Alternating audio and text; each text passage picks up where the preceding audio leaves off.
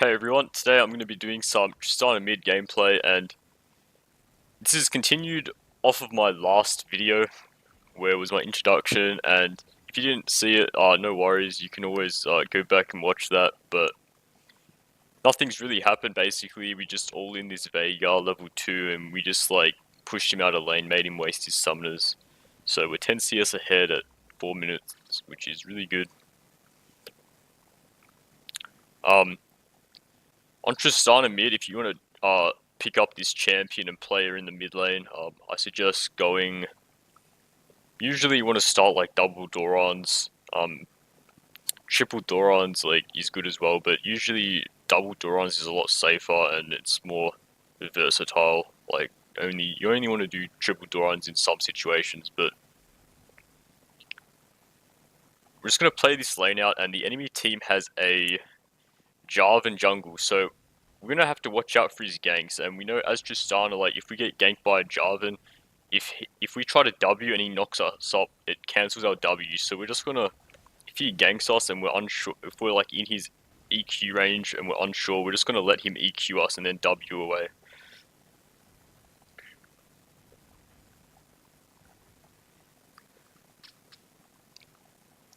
Analyzing the enemy team, they have Jax, Jarvan, Veigar, Draven, Alistar. So Jax and Jarvan going up against a Riven and a Graves and Ezreal Tristana, they should probably be building tanky so they don't get killed by us. So if they go tank, we probably are going to go Bork this game with some crit damage. Those are the builds that are good on Tristana. Or if you want to go for more of a dueling setup, you should go Phantom Dancer first into a Bork, which works really well against it works really well if you get counter-picked mid lane by an assassin, like a Yasuo. Even though the Bork damage isn't that useful against non-tanks, it still scales really well with Tristana because of her Q. And once you have a level 2 ult and your Q is almost maxed out, you're going to be doing a lot of damage and mitigating a lot of damage with Phantom Dancer. So we're going to make a roam bot lane. The flash was unnecessary there. We just wanted to get behind the thing in case he flashed so we could ult. But the thing is, we didn't need to do that, so it's alright. Just in case the Draven flash, we'd still be able to kill him. Otherwise, we might not have. If we had Blood Rush on and flashed and used Blood Rush, we wouldn't have been able to react to it. So you always want to flash first, because if you wait for them to flash and then flash, you pretty much are wasting the opportunity to get an extra auto attack off. You want to be making a lot of roams as Tristana because you have really good ganking potential, and you can play a jungle as well, but she's such a strong laner that I think her potential is wasted in the jungle, and you should play her mid lane. Unfortunately, we do have a full AD team this game, and a Riven that's gone 0-2 against a Jax, so we're going to mentally prepare ourselves for that in the mid to late game. When Jax jumps on us, we're going to have to play it smart. Picked up a BF sword, which is really good, strong item to have on Tristana because it lets you farm so much easier, do a lot more damage with your auto attacks.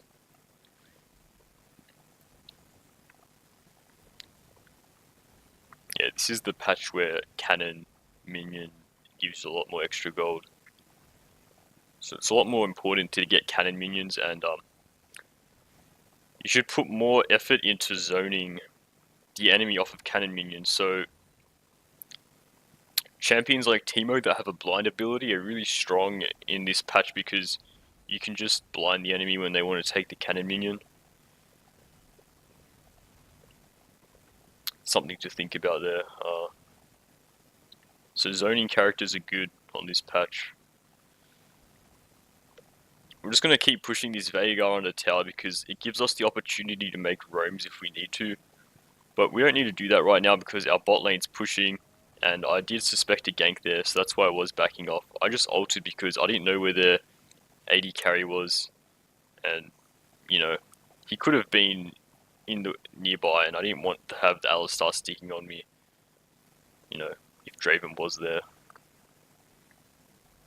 If I just ulted him away, it's a lot more safer just to do that. Even though Tristana's ult is on a longer cooldown now, it's still worth ulting them away. We just have to play safe now.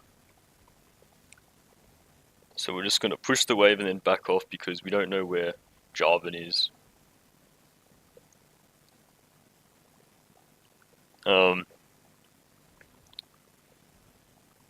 But yeah, new wave shows up, so we're going to push this. And as Tristana, you might do this on a Nivea as well, but you can take like wraiths once you get like enough damage,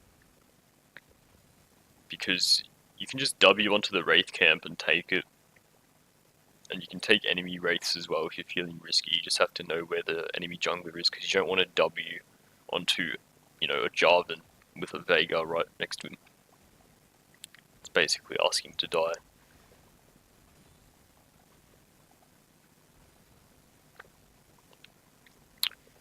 Yeah, good little tech on Tristana is to W and just spam the recall button, because you can get it off while you're Wing, so the recall is shorter and you get closer to your tower. So walking back to your tower to recall is a lot longer than just W recalling.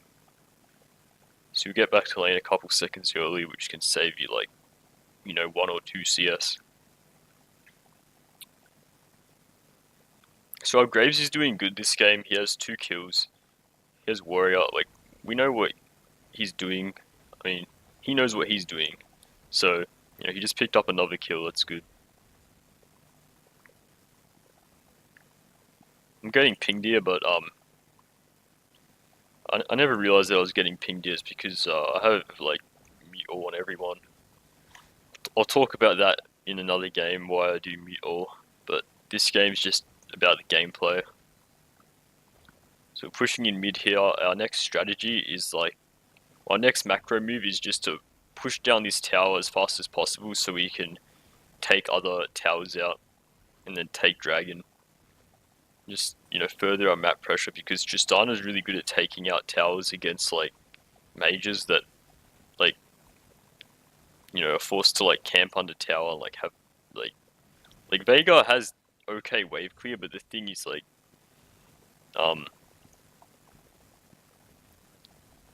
it's still not like as good as like what a Tristana can push a wave. So we're just going to take Wraiths here because it's an in-between a wave and we have nothing else to do. That's the most efficient way to clear the camp, by the way, is to do it exactly like that.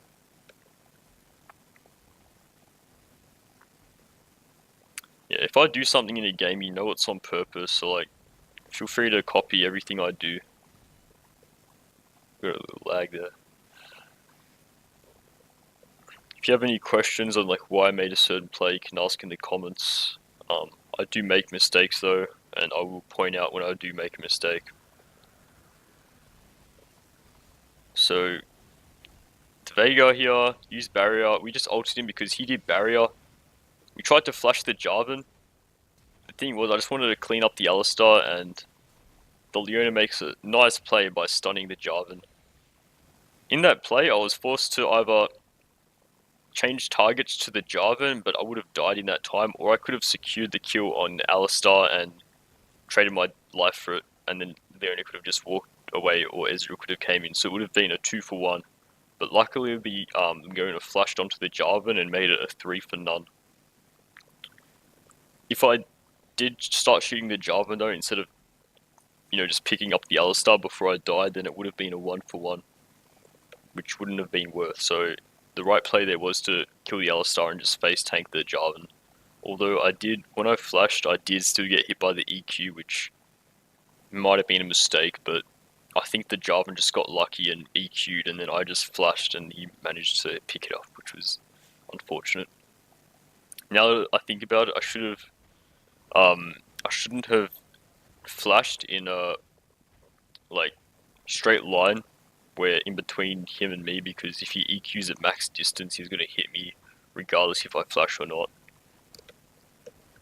I take blue here because the only other person on our team that could use it is Ezreal, and like, if you're going to be playing solo queue ranked, it's really important that you be selfish and you take as much gold as you can for yourself, because you have to rely on yourself to win games. You don't want to play like a drone and just make the game a 50-50 coin flip over time and just like put it all on your teammates. Like, you want to be the one that decides whether you win or lose by your skill level.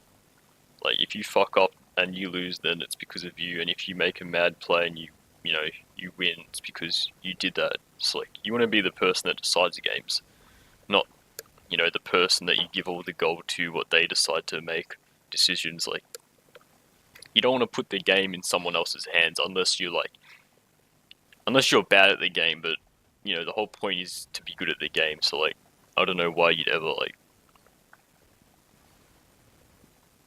think, oh, this guy's better at the game than me, so I should, like, in the shorthand, like, you might win that game if you let someone on your team like get all the gold and you just play like really far back. But in the long term, it doesn't help you as a player to play like a drone, because the next game that guy will just be on the enemy team, and then like, he's better than you, so you're not gonna win. So like, you giving a good player on your team gold is not gonna like change the difference between you winning or losing. So the Graves gives me the kill here, and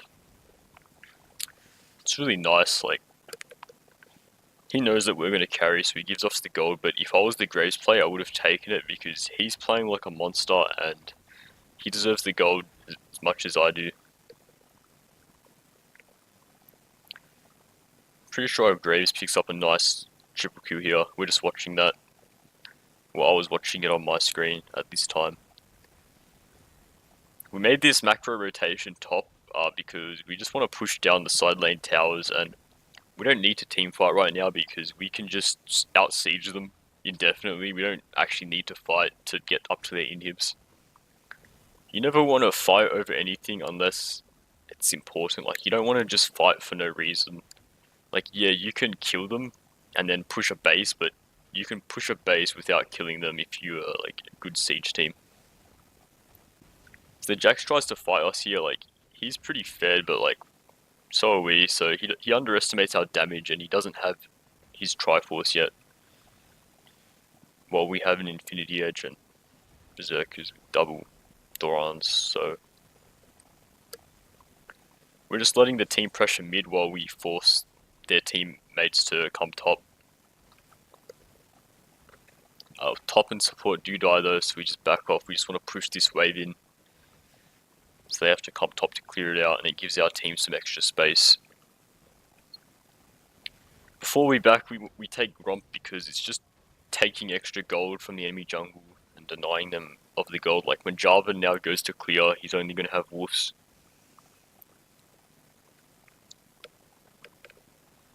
Always look for opportunities to deny gold from the enemy, because that's how you push a lead. Like, if you're ahead, you don't want to give them the opportunity to get back gold from their own jungle when you have like total map pressure, like map control.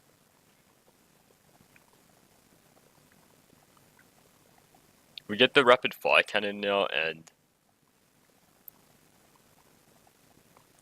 it's because of the Veigar, because we want to be far away from the Veigar when we auto attack him, because my auto attack range is about as far as Veigar can drop a stun on me, and when I have rapid fire cannon, I can safely hit the Veigar and proc a crit on him, and a fleet footwork, which, you know, is really good late game, and I can hit the like Jax with it without him able to Q on me.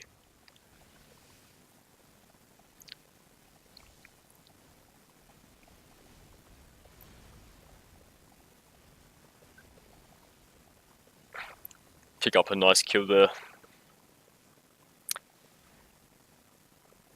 I didn't play that teamfight perfectly, but I was mostly just like right clicked and then just jumped in, because they're all dead, so it doesn't like, I wasn't gonna try some flashy play or anything. I was just gonna do my auto attacks and do the damage, but I could have probably killed them more efficiently. I just wasn't thinking about that. I was just thinking about what we were gonna do afterwards. We got the kill. So over here, Yalster makes a big like mistake. Like, he thinks that he can stop us from taking the tower, but the tower goes down regardless of whether he like sits there or not. So we do have to waste flash there, which is unfortunate, and the Leona does die. But it's only because their 3 teammates showed up. And right now, since 3 people showed top, including their jungler, our Riven and Graves should be taking Dragon, which I think they end up doing, which is good. Before we back, we're just going to take our red buff. And then we see Jax still pushing, so we're just going to go back top with red buff and just take on Jax and Veigar. So we proc the thing before like he gets in range, so that's why you take rapid fire cannon. We dodge his jump and then we just take him out. It's just a really clean play. I don't think I could have played that any better, to be honest.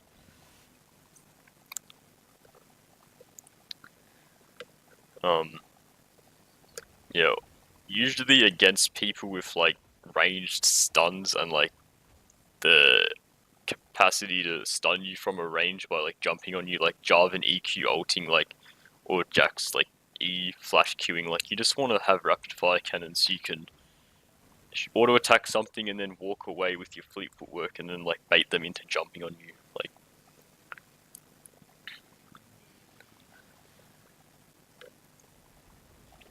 so oh yeah, we do have 10 kills now, so the game's pretty much over. We're just gonna take down this tower.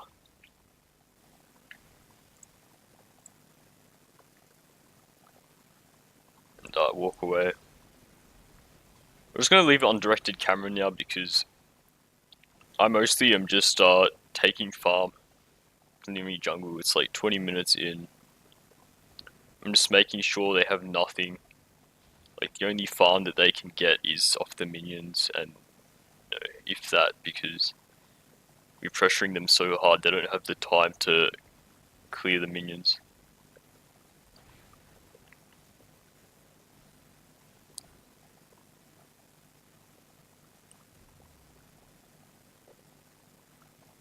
We have our double buffs now and our Bork. So the Bork's really useful for the active because if I get jumped on, I'm just gonna want to proc the active on like the Jax or the Jarvan and then just walk away while kiting them. That's just how it works. So it was a really funny Draven play there. It's really dumb. I don't know what I'm doing here, to be honest. Oh yeah, I'm okay. I wanted to go top because the inhibs are open.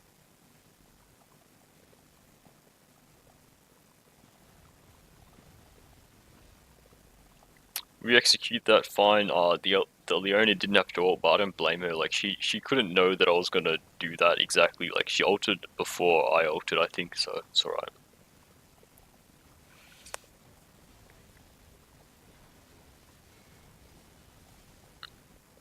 We just jump away there because, like, I think I made a mistake there. I could have just stood on the Jax and tanked his damage while auto attacking him, and the team could have just stunned him. But the thing is, we don't need to do that. We're already going to push the towers regardless of if we have to fight them or not. So if you already can siege them, like if you have the potential to siege them, you don't need to fight. So we're just going on a roll here. We're just jumping on everyone. We do make a mistake and jump into the thing though. But we do get healed, jump back in, get the final kill.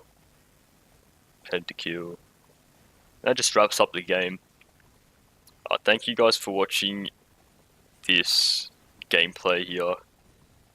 I hope you learned something new about this pick or like some general strategies like moving around the map and stuff. But yeah, ask me in the comments like what champion you want to see me playing next, like what builds I think are good on them. And yeah, I'll see you in the next episode.